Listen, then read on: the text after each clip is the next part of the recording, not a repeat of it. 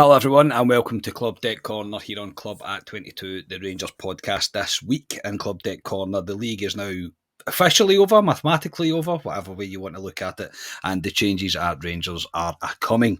I am Scott Carney and joining me tonight is the same as last Tuesday. Ali, how's it going? Not bad.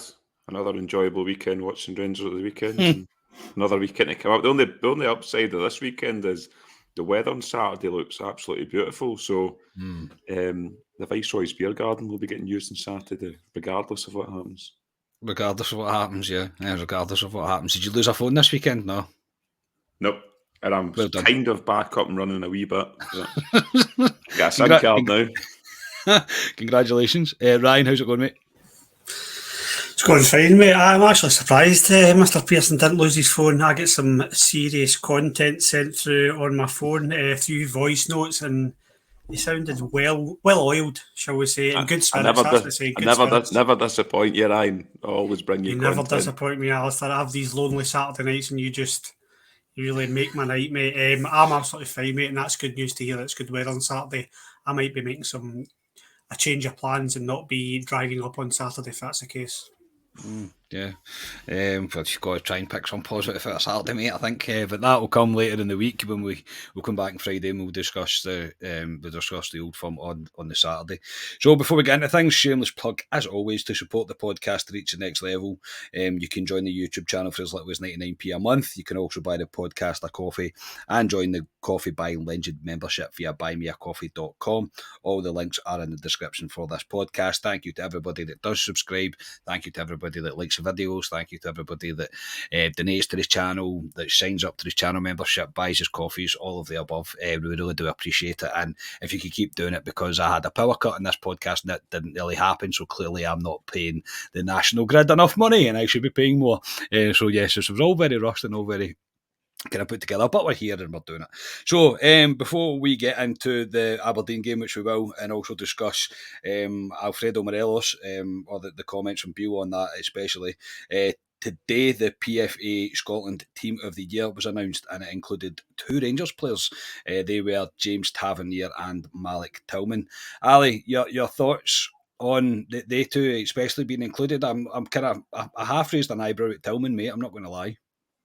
I'm surprised we get any players in the Team of the Year, to be honest. I was surprised. Tav, was he the best right back? I mean, if you think at the beginning of the season, Carney, there was a lot of people calling for Tav to be dropped at one point. I think he's been better at the tail end of the season, but I couldn't tell you many right backs in the Scottish Premiership, other teams that have been brilliant this season, to be honest. I know Celtic brought the boy Johnson in January, who's been good for them. And Tillman probably been our best player, best out of a bad bunch. His numbers are good, goals and assists, Tillman for a boy of 20. So no surprise he's in there, but here's what it is, to be honest. Two players is more than what I thought. Yeah, more than what I thought as well, mate. I'm not going to lie. More than what I thought. Ryan, your thoughts on it? I know what Ali's saying about Tavernier as a right back being the best in the league. I think he clearly is, but that's obviously based on his stats as well. He's assisting his goals. There's no right back in the league that's matching their stats, but obviously we get to see him week in, week out, and there's been no doubts there's been dips in performance, as there has been throughout the entire team, but Tavernier is one that's, I think he would agree that it's not been his best season, but I suppose based on the stats alone, mate, he's still a very important player for Rangers, whether a lot of people like that or not. I like that not. I wouldn't have, mate. I think these they're not sympathy votes. They're just like, I feel as if they're very much box ticking. Like, you have to have a Rangers player in there because Celtic have done well so this season and Rangers have came second. I don't feel as if anyone's stood up all season to deserve a kind of nomination for that. I really don't. I don't think anybody's been good enough. I would argue possibly that an unsung hero again this season is Connor Goldson. I know people laugh at me when they say that, but it is a case of nobody thinks about him. When he's gone, you think about him, but when he's here, you just expect him to turn on that kind of Sasa Papach 7 out of 10 every week. And for me, Tavernier has had a poor season. I agree with Ali that the tail end of this season, probably the goals at Celtic Park stick in your mind. he's got a bit better, but yeah, I agree with you. He would sit here and he would say to you, "I've had a really poor season this season." We've discussed it quite a few times with Tavernier. I don't know if it's his engine, his age, fitness. There was talk he's been carrying an injury all season. I don't know what it is. He's just had a poor season, but yeah, his stats are there. He's still scoring the penalties and getting assists. So maybe that's what they take into consideration. But Tillman for me, no. I think Tillman's been good. Good against other teams and showing flashes of brilliance and why he's rated at 5 million. But a nomination for Player of the Year, not quite for me. I agree. I think I was a wee bit like Tillman. Really, I get it. I get the fact that he has showcased some real talent and real flashes, and he's kind of demonstrated his ability. Yeah, for sure, but he just isn't consistent enough in the kind of bigger games. Look, he's a young lad, I get that, and I don't want to be too overcritical of him. But however, if you come with that price tag attached to you, then you kind of need to be good. You kind of really need to be good and kind of turn it on. Tavernier, it is what it is with Tavernier. I think it would have been best if Tav would have moved on. I don't see that happening now. And yeah, I think as a poor standard, as a poor league campaign that he might have had, his numbers are still pretty good. But again, I can't really put forward an argument for numbers being very good when I absolutely slate Fashion Sakala at any possible chance that I get. So I can't really be too hypocritical of myself. But yeah, it is what it is. It was obviously dominated completely by Celtic players. The only other two that made it in it were Duke from Aberdeen and Van Veen. Ali, just quickly on they two, I wasn't particularly impressed with Duke. I know everybody can have a bad game. I didn't think he was particularly good at Ibrox on Sunday, and Van Veen's one of those ones because he's scoring goals. We think we should probably sign him. I'm of the opinion for the money we would need to pay for probably both of them, I think we could get a similar calibre of player elsewhere. Aye, Van Veen's 31, I think. 31. Mm-hmm. So nah, he's done well. He scored a cracking goal at the weekend, Van Veen. I don't know if you've seen it, the way he took the ball down. It's a cracking goal. Yeah. Scored a lot of goals for Motherwell. I think he'll move on down to England. I think he's played in England before. Duke, every time I've seen him against Rangers, I don't know. He looks better against other teams. I don't know whether he's one of their players. Maybe good as a third choice striker, but again, Aberdeen would want decent money because he'd be moving to us if we did have a look. So, not shocked that they're on Team of the Year, but nah, I wouldn't go for either of them. I know Ryan does like the boy Duke, but as a third choice, aye, but nah, not for me. And that's not me turning my nose up at Scottish football players. No, I get what you're saying. No, I get what you're saying. Obviously, we are going to be witness to one of the biggest rebuilds, revamps, whatever you want to call it, that this squad's seen, or that's what we're getting led to believe anyway. But I do believe it's going to happen. But it's going to be one of the biggest ones in probably our generation, because that's the amount of changes that I think we all believe is going to happen. Ryan, in terms of Duke and Van Veen for you, should Rangers be pursuing either of them?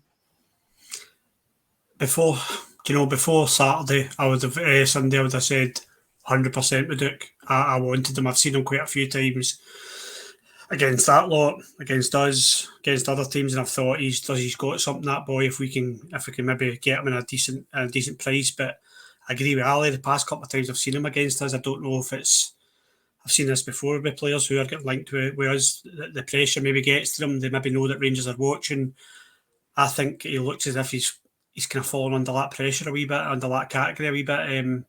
He had a couple of. He should have scored a minimum of 2 goals on Sunday. If you think of the one that crossed over, I know we're going to come into the game, but I still would take a gamble on Duke if you could get him at the right price. I think he's got something. I think he gave Connor Goldson quite a tough game on Sunday. So I would still gamble on him. Van Veen, I think I might be wrong. I think he's a free transfer. So it's another one. If they sign him, they sign him. If they don't. I don't know if he's got what it takes to actually make it. But if he's 30, 31, then possibly not. He possibly just going to let that one go.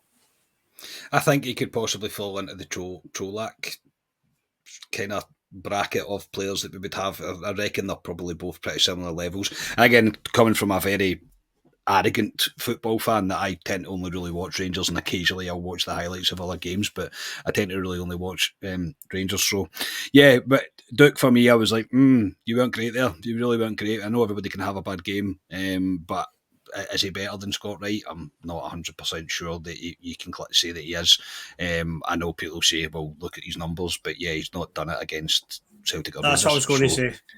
I was going to say the argument probably is that to take off our kind of Rangers fan, their Old Firm hats, that their figures are they're impressive. There's no getting away for it for a non-Old Firm team, especially Van Veen. What's he got? Is that 20 odd now?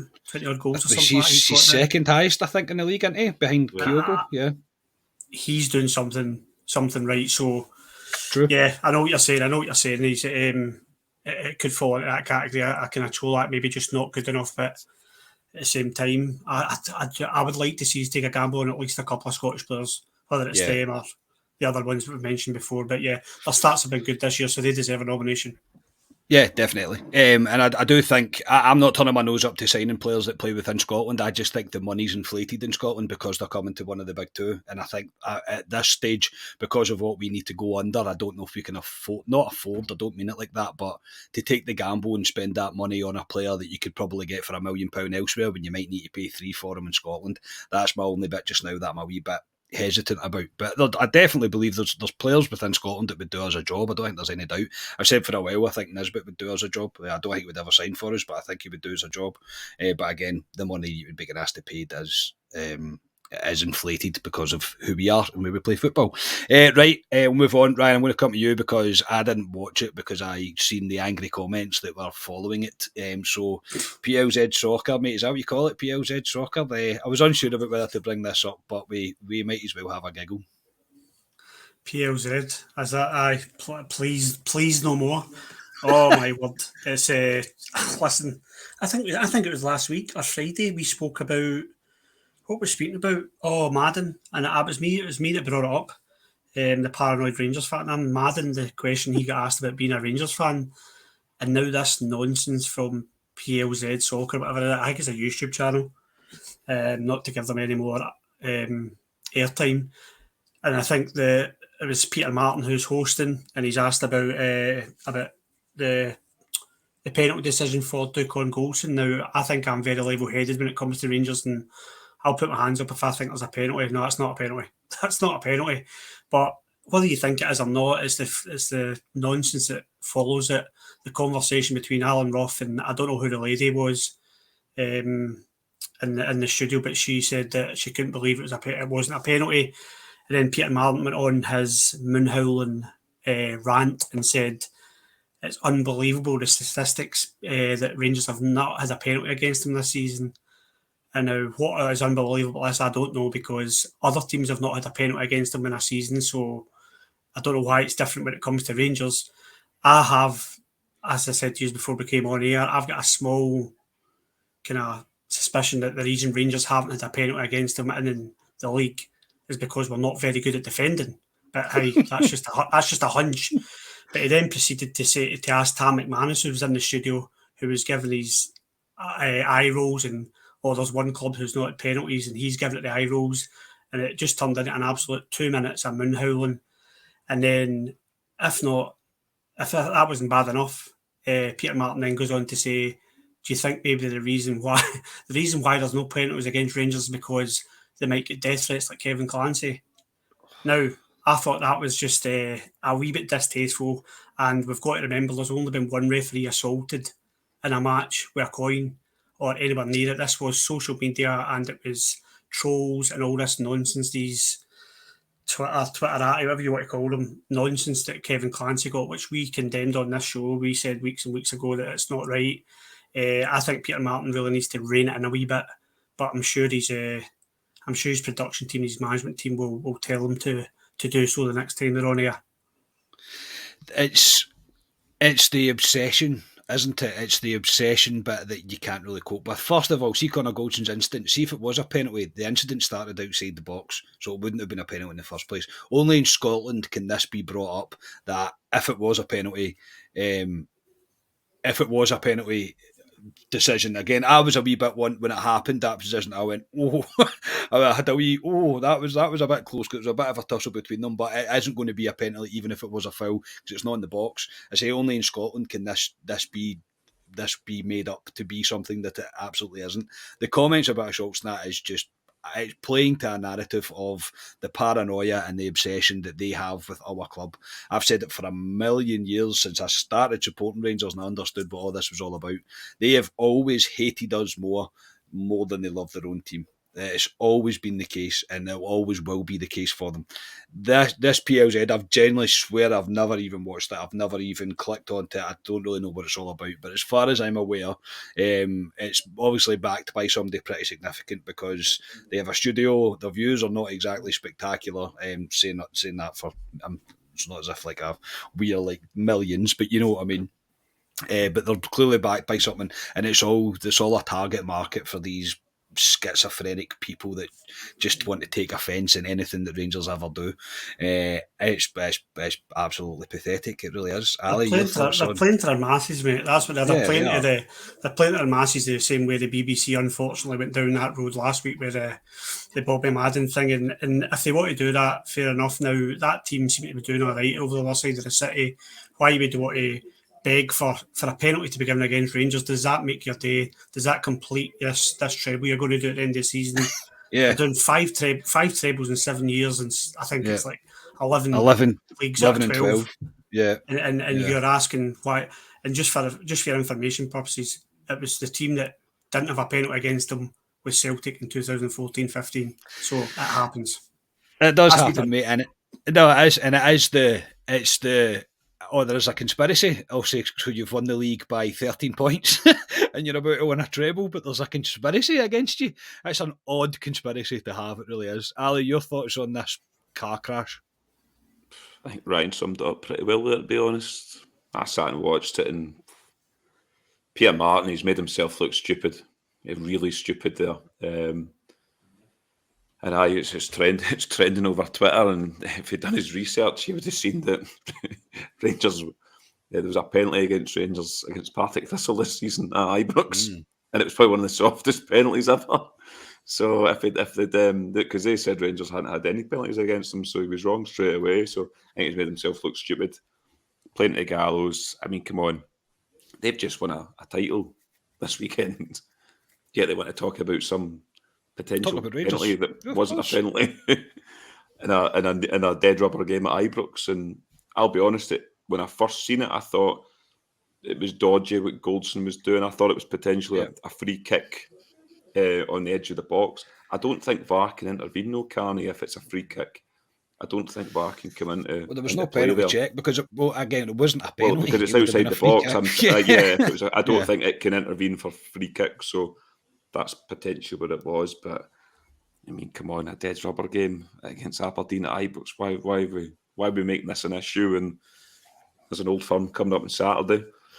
Yeah. So strap yourself in. Let's see what happens on Saturday. But it's as Ryan says, clickbait, playing at the gallows. But come on, if I'd won the title on Saturday, would I be looking at the other side of the city at a potential penalty? No, I wouldn't. I'd be out enjoying myself. So yeah. As frustrating as it is as well for people to read that or hear that stuff being said against your team, don't share it. Whatever you do, don't share it. Post a comment of just words, just your comments on the situation. Do not retweet it. Do not like it. Do not do anything like that. Don't share it amongst your pals because that's everything that feeds them. That's exactly what you're doing is you're feeding that. So as difficult as it is and as much as you want to have your say, do it without actually directly sharing their post because it's what they're trying to do. It is literally what they're trying to do. So yeah, absolutely ridiculous. Am I surprised? No, I am not.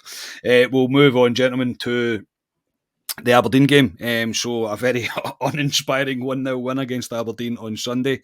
Ryan, I'll come to you. Beale named a change squad. McCrory coming in, Yilmaz coming in, Matondo and Hadji coming into the starting 11. Thoughts when you seen the team, mate? Obviously, I know a few were forced changes, however, but what was your thoughts on the team? I was pleasantly surprised with some of it. I did not expect Robbie McCrory to play because, like I said on Friday, the way he answered the question, he basically said, yeah, he's fit. He didn't really commit to that he would be selected or use any thoughts to at least be selected. So I was pleasantly surprised at Robbie McCrory because he said a long time ago, I think it's when he first came in, Bill, Robbie McCrory would definitely play football and get minutes under his belt before the end of the season. So I expect him to have played by now. And he didn't disappoint me. He didn't disappoint. Yilmaz, for me, I know you boys didn't really talk him up on the post match, but I thought he played well. I thought he had a solid game. I thought you can clearly see there's a couple of fitness issues at the end. He was over it just in front of me. My dad, he was pulling his scarf a few times and stretching it out. I like him. I like this boy. He's a completely different type of left back from Borna Barisic. He wants to dribble the ball. He's almost kind of, he's quite like kind of a left winger more than a left back. I like him. I'm ready to, that's only his 4th game, I think it is. So I'm ready to see more of him. And Hadji is lacking fitness. I'm not going to judge him. He lacks fitness severely. So I'm not going to judge him at all. But yeah, there was a couple of pleasant surprises. But in terms of that squad, and we can go down. We know we've said it 100 times, but this squad, it needs freshened up. But by God, thank you God for Todd Cantwell. Yeah, yes, definitely. The first half, I'd say, it was just pretty much as flat as you can be. A lot of passing for passing's sake, no real cutting edge on Sunday at all, or on display at all. Best chance for us came to Sakala, but apart from that, there was little to go on in the first half. We did get caught out a few times defensively with a long ball over the top, and again, it's just sleeping, and it's the it was adding to the whole dead rubber feeling of the game. That's really the way that it felt. Ali, Robbie McCrory, he was called into action twice. Both times were really good saves, and he was very confident with the ball at his feet. I thought his distribution was pretty good. What was your initial thoughts on him? I'm of the opinion that we should just continue with him for the rest of this season at least. I thought he was excellent. I thought he did everything he had to deal with. A couple of crucial saves. One in the first half in particular, when the boy was, I don't know if it was Duke that had a shot and he got down well to save it. McCrory came, took a few balls, crosses into the box, took the pressure right off the bar. I thought he was very good, McCrory. For a boy that's not played, I'd love to know how much football he's played this season. Bill said he played a couple of B team games in preparation to get. He was over prepared apparently. A couple of B games, but they don't really prepare him that much for a first team game, if I've been honest about it. But I thought he was, I thought he was excellent, McCrory. And I'm the same as you, Carney. For me, he starts on Saturday and he starts the rest of the games going forward. So yeah. Sorry, Ali. Sorry, mate. You going to say anything else there? Sorry, I pure cut over you. Apologies, mate. I wasn't shutting you up. Sorry. Ryan McCrory, I think, there's no reason why he doesn't play now. I know the whole sentimental thing of Ali McGregor and whatever else, but he is getting a game dedicated to him in July. I think the game is it July. The game is. Yeah, I think it's July. July. Yeah, July. The game is against Newcastle United, so he will have that to go on. But there is no reason why McCrory doesn't get the rest of the season for me. For a guy that, as Ali said, I can't disagree. A guy that's hardly played any football, mate. He did nothing wrong. Literally nothing wrong. When he was called into action, he was there. Oh yeah, no, he definitely gets the rest of the season for me. Automatic choice for me because, well, for the sole reason he's going to be at Rangers next season and the other two goalkeepers are not. So, yeah, I was impressed with McCrory. Really impressed with him. I thought the first save he made was the ball come across for Duke, and Duke should have smashed at the back of the net, but he still found the corner. But it's the way he saves it with his leg. It's good reactions, and it just gives him such a confidence boost when you make a big save like that, especially at 0-0 in front of Copeland. It's a great save, and he's had a couple other good saves after that. The one where Duke's running through on goal in the first half. Mm-hmm. In my head at first, I thought, why you not come charge at him? But he was actually, when you think about it, he's making him make the choice of you need to go for a chip here. Like he's not committing himself because Duke's pacey. So I think he made the right decision there, and he put Duke under pressure. And he had a great game. His distribution of the ball as well, mate. I totally agree with you. If I am a Al McGregor fanboy, but I think he's very slow at getting the ball out. Very slow, and he's too busy shouting at people sometimes and gets caught up in the game. So I was very impressed with Robbie McCrory, and he was my man of match for Sunday, because I think without him, I think the score would have been a lot different. Yeah, I think his distribution was great. I just thought he looked comfortable. I thought it looked like he not had always been there, but like, he'd played a lot more football than what he had this season. I just thought if he just slotted in with no problem at all. And I also think, and this is as high praise as they come, the way that he saves the ball, even with his feet, it's very, very Alan McGregor-esque. Like the shape of his body, the way he drops. I was very impressed with him. You're going to say something else, Ryan? No, I was just going to say, I think if Robbie McCrory's not ready now, when will he be ready? Exactly. It's probably even more so in terms of him compared to Lowry. Like, Robbie McCrory's had so many loan spells and like he's at, and I don't know how many contract renewals he's had, but he's at the stage now where if we're not going to play McCrory or give him a chance at number 1 jersey now, then let the boy go, let him go and have a football career instead of let him rot away. And I don't think, another good thing for me, Carney, is I don't think he's nervous. I don't think it phases him. He's been at Rangers for so long. He's played in an Old Firm game last season and had a clean sheet that game as well. And I don't think he's nervous, so he doesn't concern me at all going forward, McCrory. Yeah, I agree. I'll come to you. We obviously were less impressed than Ryan was with Yilmaz. We've had our say about Yilmaz, and if we thought if we could get his money back on, we would probably take it. After watching the game back, I was probably a wee bit harsh, to be honest. I think he's a completely different type of player than what we've been witness to in terms of within this Rangers team with Barisic. It's completely different. I do think if Yilmaz is going to be a success at Rangers, I think in order to get the most out of him, I think you have to play 3 at the back and have him more as a complete wing back, and he doesn't really need to worry about what's behind him. It's just really more what's in front of him. Has your opinion changed at all from what it was on Sunday?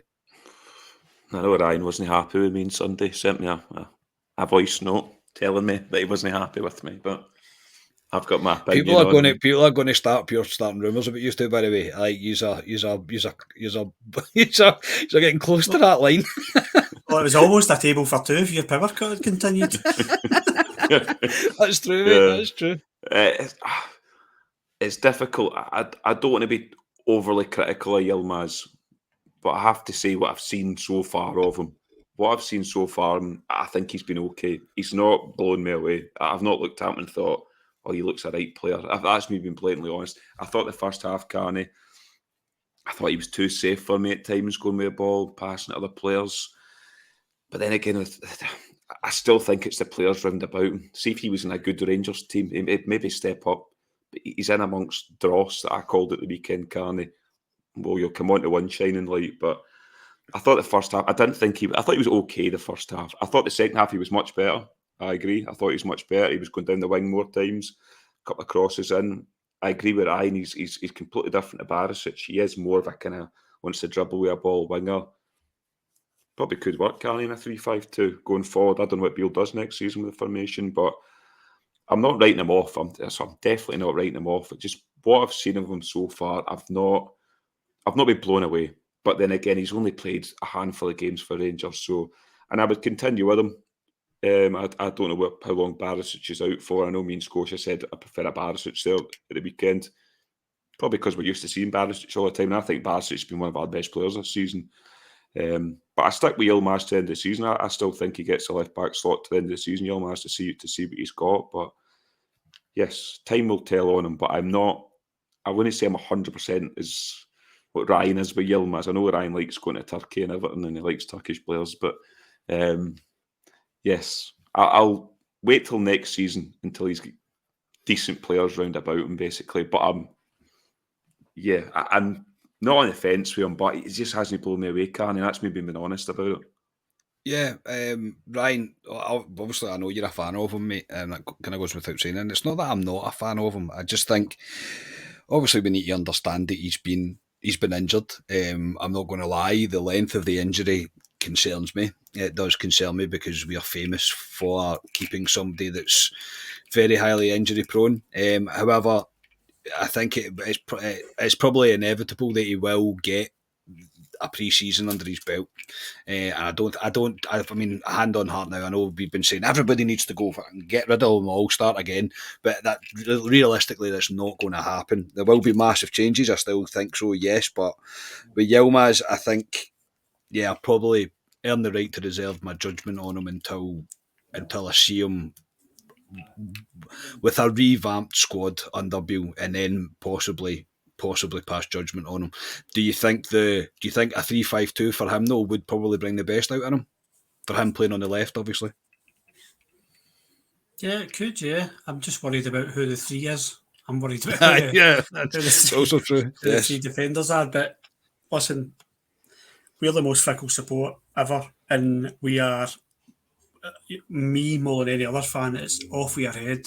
I want heads every single week, as you know. I want them all gone, every single one of them gone, all of them. And it's just the way we are. And Yilmaz he's frustrating because he's our big signing in terms of financial outlay. We have spent a lot of money on him, and we have seen, I'm going to say, no return as yet. The only thing that concerns me about Yilmaz is the injury, because, like I said, Dad spoke to a physio who'd actually worked in football, and he said to me, there's no way he should be out that long with that injury. Every chance it could be homesick or whatever. Now, what Rangers do with him in the summer, I'm pretty sure they'll keep him, but if he's spending time on himself in the summer, if he goes home to Turkey, I think Rangers need to kind of put an arm around this boy, make sure he's okay, make sure his mental state's okay, because he is only 21 and he's in a new country for the first time playing football, and it is new surroundings for him. And I do think, I said to Ali in the voice note, I said, I think you're being harsh because he has only played a handful of games and he's had a bad injury. So, I don't know, I just think Rangers need something fresh and something like that, which gives you a totally different dynamic on that side. Also, in his defence, he doesn't have the partnership that Barisic had with Kent. He doesn't have that on the left-hand side. He literally had that left-hand side to himself. And by the way, just to defend Barisic, Kent deserted him this season. Barisic was doing it himself at times, but we're not talking about him. Yilmaz, for me, impressed me at the weekend. I like him. He was also up at the crowd and he was giving it like a clap and giving it the thumbs up, and you could see he was enjoying himself, and I thought that's a great sign, because for me, I was worried about him being homesick or not enjoying it here or such and such, and for me he looks as if, and I think he's tweeted on social media during the week and said how much he loves playing in front of the fans. I say stick with him, boys. I think there is a player in there, and I might end up egging my face, but my target for next season is to have a Turkish flag in the Viceroy, me at one end, Mr. Pearson at the other. He would do it as well. That's the thing. He would do it, mate. He would do it. Yeah. I think time is going to tell with Yilmaz. To say I'm more than up for giving him a chance because of the amount of money that we've invested in him. It's the injury bit just concerns me. It really does. It does concern me, and I hope we don't get into summer and all of a sudden there's rumours coming out that he's out again, because that would be a real shame for him. But he is young. He is still young, but I suppose time will tell. So we've went through that's pretty much what we need to speak about in the defence, really, to be honest. Everybody else we've kind of spoke about. In terms of our forward players, like Cantwell is Cantwell. I don't know how many times we need to sit here and talk about how good this guy is, and he must be looking about this team going, what are yous? Have yous ever? What is this? What's happening? Because he must be desperate for the summer. He really was. But the goal itself is a cracker. I don't think we really need to say much about it. It's a very, very clever finish. It really is. And again, another performance where you can go, yeah, he's probably the only one that really had anything to hold his head high about when he came off the pitch. Ali, Ryan, I'll come back to you actually. Rabbi Matondo, mate. Your thoughts on him? Look, I thought he was okay in spells. I thought he was okay, but I mean okay. Like, that's what I mean. I can't really give him much more praise than okay. A few decent runs. Could maybe have done better. Could maybe have had himself a few assists if Sakala wasn't having a Sakala day. But to me, he didn't really set the header alight, mate, for his first starting months. He's rapid, that's it. He's rapid, he's very, very fast. When the ball goes over the top, he's very fast, but he doesn't look as if he's got much end product. Confidence, ability, sometimes looks as if he doesn't have it. Can't really work out if that's his position or not. I wasn't impressed when I'll say it, mate. I wasn't impressed. I'm not going to say he was okay. I don't think he was good at all. But I mean, we've obviously spent $3 million on this guy, so again, I'll stick with the party line, which is this podcast tonight. I would stick with him for now to end the season, just on the basis of I wouldn't play Kent for now to end the season. I'd just give him a go. away and make your mistakes, get your confidence up, do whatever you need to do. Try and make this work for yourself.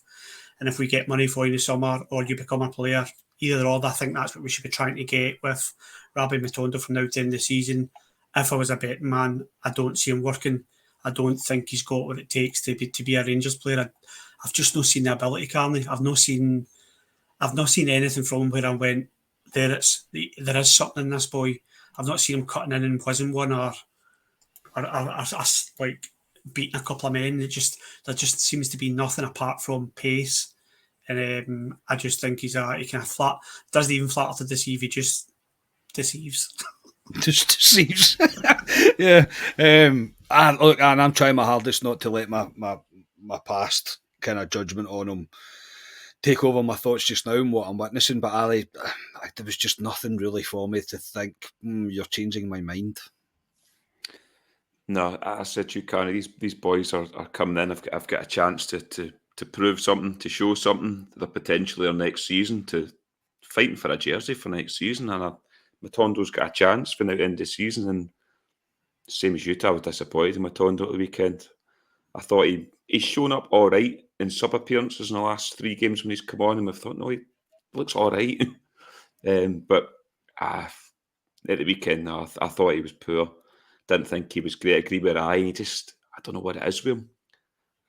I just can't see him making it at Rangers. I don't think he's got it at all. I hope he proves me wrong, but I was disappointed in him along with quite a few other players too, Carney, not just him. But yeah.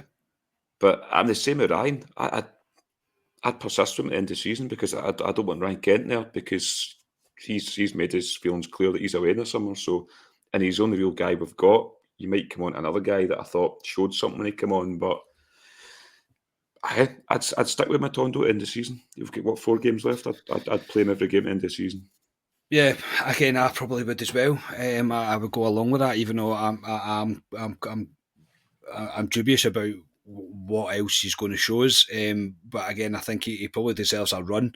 And I'm the same. I don't think Ryan Kent should be anywhere near the team now going forward, because it's clear as day that he's leaving. So there's no point in sticking with that when all these games mean ultimately nothing. You should treat this. Bill should be treating this as a end of season, pre-season kind of thing, and giving these players a chance. So I would stick with him as well. Because again, what else are you going to achieve by playing Ryan Kent? What are you going to achieve by playing players that you know that are going to be leaving? You should really be playing players that have either a 50-50 chance, or there's still potential for them to remain at the team. So yeah, but again, I wasn't impressed with him. I wasn't impressed with Sakala either, but again, nobody will be shocked to hear that. I don't think anybody was. I thought he was awful. Honestly, I thought he was awfully bad, truly terrible. The only time he done anything of positive, he was offside, because he didn't understand the offside rule. So yeah, I'm not even going to get into Sakala tonight. I don't think we'll give him a week off. Hadji was the only other one. He's kind of quashed rumours of him leaving. Not really quashed, but he's like, it's not really my business. He doesn't want to get involved in that discussion. But I think he needs a summer more than most. I think it's clear that he needs a proper pre-season. He needs to get the running in. He needs to do all the hard bits of the pre-season before he gets his proper fitness back. Ali, I'll come back to you, mate, because you did say that you wanted to mention Scott Wright. I thought he was a positive. I really did, and I don't want to get carried away with myself. I don't want to act like he's the second coming or anything like that, but some would say my very tainted view of Fashion Sakala right now. I thought Scott Wright did more in 2 minutes than Sakala did that entire match. Scott Wright, he has a bit of a whipping boy at Ibrox. I think folk have made their mind up on Scott Wright a while ago. Scotia likes Scott Wright, and I think Scotia's not on to say his piece, but I think when Scotia says that, like an impact player for 20 minutes bringing on it, I think he is. I thought he was very good when he came in against Aberdeen. He's direct, he gets the ball, wants to drive with it all the time. And he was unlucky a couple of times. He just looked busy. He looked like a guy that wanted to take his chance. And I thought he did take his chance. And he's put himself in the potentially starting against Celtic on Saturday, because in that 20-minute showing, I thought he showed more than a lot of players did in 90 minutes in the park. I thought he was very good for a guy that's reportedly been told he can find another club in the summer. Didn't look like that. Didn't look like a guy that chucked it. I thought he was very good, Scott Wright, and He was a shining light in that last 20 minutes, Scott Wright, and he got a few folk off the seats because Ibrox on Sunday there, Carney, was a lot of people didn't want to be there, and I thought Scott Wright, he raised the atmosphere slightly, if you want to say. Yeah, my dad turned to me many a times going, "Do you actually go to the pub?" And I'm like, "Dad, no." He's like, "Oh, I'm going to the Rangers for a beer before I go back to the bus." I'm like, "Right, okay, Dad." Yeah. But no, he stayed. He stayed. My dad never leaves early. He kind of flirts with the ideas from time to time, but he never leaves early. Ryan, your thoughts on Scott Wright? Look, I know he was coming on, and it was against an Aberdeen team that were clearly not tired, but it was towards the end of the match. But again, he's another one, mate, that he probably falls into the category of why not just give him a chance. I don't think he's ever going to be like a legend at Ibrox, or he's going to be the first name in the team sheet, but at least give him a run. Let's try something different. And I do think he was positive when he came on. I think 9 times out of 10 Scott Wright is. He seems to be, as you say, an impact player. He often comes off the bench and you're like, I forgot how quick he is. Like, he looks lively, but he does all the things, all the basics that you want to see from a Rangers player. He looks energetic. He looks up for it. He looks like he's taking a bit of pride in himself. He sometimes looks as if he's eager to impress, whether it's the management team or the fans or whatever. But you can tell he takes pride in playing for Rangers, which is great to see. But then on the other side of the coin, we've seen this before with Scott Wright, and then we give him a run of like 2 or 3 games and we start him and he doesn't quite hit the heights you want him to, or you don't see that ability. So unfortunately, I think that's where we are with Scott Wright, and I probably do believe the reports that he is leaving. In terms of Saturday, I would have thought, if you'd asked me this before, I would have said, nah, if he's leaving, he doesn't play on Saturday. But you know what? I want to see a bit of pride in my club, and I know we'll talk about the game on Saturday, but I want to see a bit of pride in my club, and if that's the way he's playing, and if he can do it, then why not? Why not give him a go? Why look at your options? Is probably what the argument is. Yeah. Look at your options and what you could play, because I am rapidly coming round to your way of thinking about the man from Zambia, because another wonderful performance from him on Sunday. There was actually a point in the start of the second half where he went to cut inside and I put my hand out, literally just put my hand out as if to say, "Are you ready to witness this?" And he scuffs the ball with his left foot, and I'm like, honestly, I can't sit here and pretend it's okay anymore. It's shockingly bad. Nobody around about me, like, they all find it hilarious, you know what I mean? Because how much I can't pop it anymore, I really can't. But yeah, Scott Wright, time will tell with him. He might have been trying to put yourself in the shop window as well, I suppose, try and get yourself an offer, but I'm at the point where I'm just going, well, why not? Why not just play him? We'll see what happens. We'll finish on Alfredo Morelos. So Bill's comments after the game, particularly as well around Alfredo. He came on in the second half. I mean, I didn't think it was the worst I've ever seen him play. I'm not going to lie. I think I've seen him play a lot worse than that, but the reaction to him seems to have been pretty bad. He didn't exactly come on and grab the game by the scruff of the neck and decide that he was going to turn into Alfredo of old, but I didn't think he was offensively bad. Again, I'm not defending him though, however. I don't want people to think I'm defending him. Bill's comments was, Morelos is moving on. You saw a difference when he came on, and not a positive difference. I sometimes think we are the most wasteful team I've ever seen. We miss unbelievable chances. Adiós, Alfredo. Ali, your thoughts on this? And look, even his comment, like, we're the most wasteful team ever. Sakala plays up front, man. Come on. Yeah. I think everybody knows we're the most wasteful team up front. Doesn't he come out and tell us that one, Beale? Yeah. He talks too much for me, Beale. I think we've said it for a while now about Beale. There's certain things I don't think he should say. Yeah, for me, Morelos has let us down big style the last 18 months. Doesn't look interested. But I still wouldn't throw him under the bus, Carney, at the end of his career with Rangers. He could do that in-house for me. He doesn't need to come out and say that. And for going forward, I mean, you're slating Sakala, and rightfully so, because he's not been great. He can't score at the moment, and the only guy we've got that's fit is Morelos, who's going, and he's pretty much, that's him. For me, I don't even think he'd be in a bench now, Carney, going forward from what he said. Yeah, it looks like that, I know. Why would he after saying that comment? But I didn't agree from Beale to say that. Keep that in-house for me. Don't bring that out into the press, into the world. So I thought it was poor for Beale, and I think in the summer, Carney, somebody needs to pull him aside and say to him about calm it down. Do you know who'd be perfect for him? And sadly, he's no longer here. Walter Smith would be perfect to come in and just have a wee word in his ear, like he did with Gerrard. Even somebody like McLeish to go, look, you just need to temper it down a little bit. Do you know what I mean? Always remember Walter was, when Gerrard was there, Walter was, you seen him in videos and he was round. He would have a word with him. I think Beale needs somebody like that in his ear in the summer just to say, look, we like him talk. It's more than what Van Bronckhorst gave us, because Van Bronckhorst was media trained, but he needs to rein it in, Carney, for me now. And I thought that was a poor comment from him at the weekend. Yeah, I was shocked by it, Ryan. I think I didn't really expect it to be as cutthroat as that. To be honest, it was pretty much "you've let me down" and "goodbye, Alfredo." It was kind of, if you want to read between the lines, it was pretty much what it was. Is it fair to say that he's frustrated? And again, without trying to create clickbait myself, maybe there's been a fallout between them. Maybe Beale's trying to have a conversation with him, possibly about staying, possibly about his attitude, and Morelos has probably just went, I really couldn't care less what you think, because he intends to leave. But it's probably massive frustration, because I'd imagine Beale feels let down by a lot of the players that he did come out and try and defend at the start. He tried to big up these players as much as he possibly could. There were still Rangers players, etc., and ultimately they didn't respond. No, this for me, I was kind of surprised at first when I heard it. Then I thought about it. I thought, I'm disappointed in Beale, and then I thought, there must be something more to this, because Morelos didn't. You know me, I've been by with Morelos all season. I'm fed up with the circus he brings. Like, every manager we've had has had a ding dong with Morelos. They've criticised him in public. He's let them down. He's timekeeping, coming back from Colombia late, behaviour on the pitch, behaviour off, blah, blah, blah.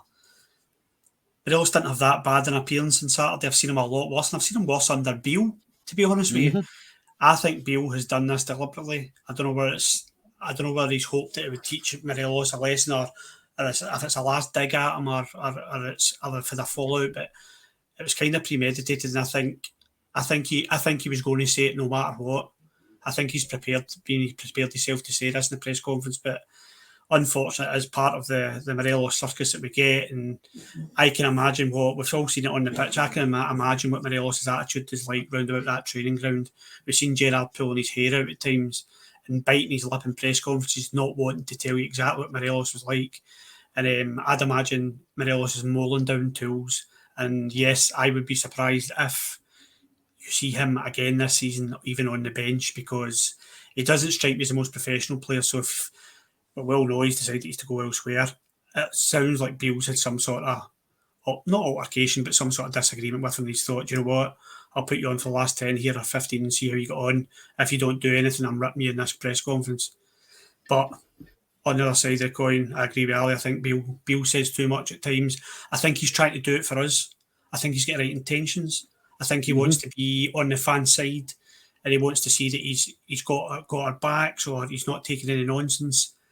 Keep it in-house. Be clever with it. Smith, as you said, McLeish, soon as umpteen managers speak to somebody who's been in that position before, take a bit of advice and they'll tell you how to deal with the media. Yeah, I agree. I do agree. I think that there has to be more to it than just he's annoyed him for that last 10 minutes of that particular game. I do believe there's more in that than that. And I do think you're right. I think Beale's almost trying to please us due to the way the season has happened. I genuinely believe Beale would have thought, if I come into this, I get these players back into playing my kind of football, then we've got a chance of winning the cup. And he's probably gutted that we didn't win the cup. Do you know what I mean? And he's clearly disappointed that the season's ended the way it has. But to do it the way he's done it, I think it's the end of the road. I don't see how you could possibly expect Morelos as well to have any sort of shits about him about giving it if he gets handed a jersey, especially against Celtic on Saturday. And in case you're wondering where Scotia is, obviously he's got his hair cut like an old school Marco Negri. Scotia's actually training to start up front for Rangers on Saturday, so keep your eyes peeled for that. He's an emergency loan and he's going to score a hat-trick. You heard it here first. For tonight, gentlemen, that will do us. Ali, thanks for your time, mate.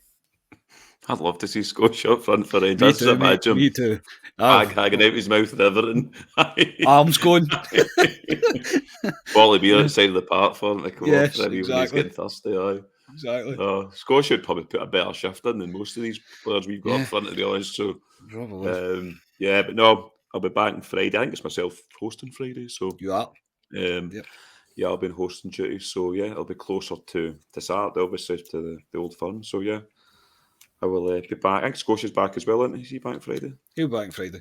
Yeah, so no, looking forward to it. Yeah, if he's trained well, mate, and he's not carrying a knock, he will be back on Friday. Ryan, thanks very much, mate.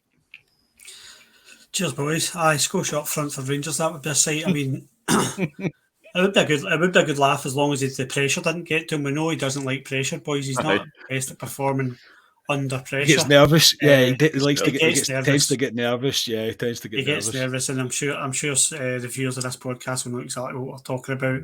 No, I enjoyed that, boys. It's sometimes like therapy. I know you've had a stressful day, Carney. Sometimes like therapy when you can talk about it and get things out in the open and just kind of clear the decks a wee bit. But I am looking forward to Friday and the weekend as well, mate. Yeah, the only thing we can do is look forward, that is for sure. So thank you for tuning in. As always, please do like the videos, please do subscribe to the channel. That would be magic. We will be back on Friday, where yours truly, Alistair Pearson, will be hosting. So until then, enjoy the rest of your week. We are Club at 22, the Rangers podcast. Cheers, everybody.